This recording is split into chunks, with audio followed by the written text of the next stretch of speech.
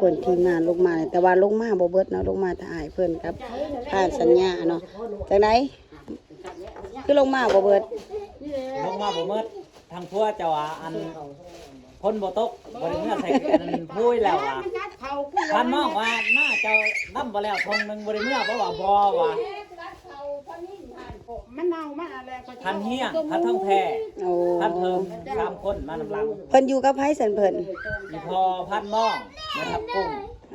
อยู่3เนาะใส่ละมันยังพวกเจ้าลงมานี่มีแต่หางบักนี่บ่ได้2โตทุกคนเพิ่นก็มาเนาะมาก็ได้มาตัวนี้แล้วเนาะอ้ายก็ได้ตัวใหญ่ก็บ่ได้น้ำเขาเนาะตัวใหญ่ก็บ่ได้ใหญ่สุดสีข้าก็คือกระแตบ่เพชรพอนังก็ได้คือสิมันถ้วยนึงขึ้นมากคนลงมาหน้าไม่ดานมันไหลซะก็โตเองก็ไปกรอดไอ้เก็บเพชรพอพวกเราทุกคนเพิ่นลงมานี่เพิ่นมานมาค้างบักเนาะทุกคนได้2โตเนาะก็ยังดีที่ว่ามานได้ซ้ำนี่เนาะก็ยังมีแนวมานอยู่เนาะได้ซ้ำนี่ใจตีนของมันใจตีนเมืองส้นให้ลงมาฮอดแล้วก็สิกลับเลยพันย่าก็ได้พุ่นไปโชคดีพันย่าเพิ่นก็เมื่อแล้วทุกคนลงมากับอ้ายเพิ่น2คนเนาะทีมงานยังลงมานำหลังเพิ่นก็สิเมื่อแล้วทุกคนเด้อบริทาฮอดพันเฮียงลงมาเนาะคือสิแม่นต้นแรงบ่พวกนั้นโอ้ไปโชคดีอยู่ดีมีแห้งแน่ผ่านลงมาแล้วทุกคนจะได้พันเฮียงรอบนี้โอ้เดี๋ยวแรกนี่ประมาณ7-8 โตแต่ว่ากินเบิดยังเหลือ2 โตลงมา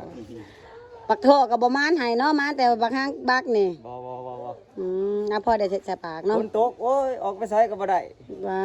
ถูกนอนแต่อยู่ในถ้ำบ่ได้บักทอกหรือว่าบักเบือนี่บ่ลงมาเพิ่นว่าบ่เฉพาะดอกบ่ยอมเนาะโอ้สิบ่ลงมาเพิ่นว่าสิเอาคำมันบอกของเมียเป็นจริงเป็นจังได้นี่เนาะผ่านเพิงก็ลงบ่นี่ลงมาโอ้เหลือแต่3คนบ่อยู่เทิงเอารอบหน้าเอาอีกเมื่อพักผ่อนก่อนเดี๋ยวพักผ่อนก็จักมื้อนึง2 มื้อขึ้นใหม่เนาะรอถ้าพันใหญ่เพื่อว่าเพิ่นจะได้จังโทรลงมาอีกรอบนึงแล้วนี่เนาะแม่นแล้วบางทีได้รางวัลใหญ่แล้วบ่ยอมลงมากินก็มีบาดมานบาดบ่มานเนาะใช้อาหารบักหางบักนี่บ่เอาเป็นแหงมาเนาะโอ้ถึงหางบักหางยาวใส่โอ้มีครบเลยตัวนี้ผ่านมองไปซอยมันตกลงโบกตัวนี้ไปซอยขึ้นมาได้ครบเลยเนาะซอยขึ้นมากพอดีได้ใส่ธงมานำเนาะโอ้บักหางยาวนี่เนาะดำๆเนี่ยเนาะอยู่เนาะทุกคนแต่ว่าบ่ได้บักทอกได้แต่ซ้ำนี้ก็สมควรอยู่เนาะเอาปั้นแล้วบ่เอาบ่นี่ในผ่านเอาโลดโอ้ขอบใจคิดว่าของพันใหญ่ยิ่งผู้เดียวเด้อให้แม่น้องมิวคนเดียวบ่มันบ่หลายถ้ารอบหน้าบักทอกเนาะบ่ค่อยก็สิกินเลยๆอ๋อขอบใจไปรอบหน้ามานใหม่อีกพักผ่อน2-3 มื้อก็สิเมื่อแล้วทุกคนเลยของกินของยาเพิ่นก็พอได้กินเพิ่นบ่ได้เอาเนาะเพิ่นให้แม่น้องมิวกับพันเพิ่น2 คนอยู่หากินกันแนวนี่แหละทุกคนเนาะบาทมานบาทประมาณได้หน่อยได้หลายกะ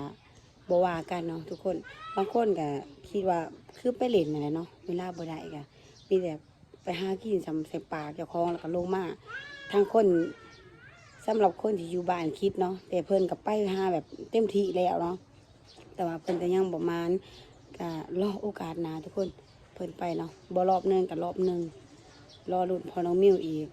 จักหน่อยอีกประมาณ3 มื้อคือเพิ่นว่าแหละเพิ่นสิโทรลงมาแบบใดเลยแต่ทีมงานก็บ่ได้เปล่านะก็ได้บางหางบักมานำอยู่เนาะแต่ว่าบ่ดวงบ่หลายส่วนหลายกับเพิ่นก็สิกินสิทอกนั่นแหละของเฮาไปเป็นจำนวนหลายคนเนาะทุกคนมาวันนี้ก็บ่มีหยังหลายเลยทุกคนสิปิดคลิปแต่เพียงเท่านี้พอกันในวิดีโอนะ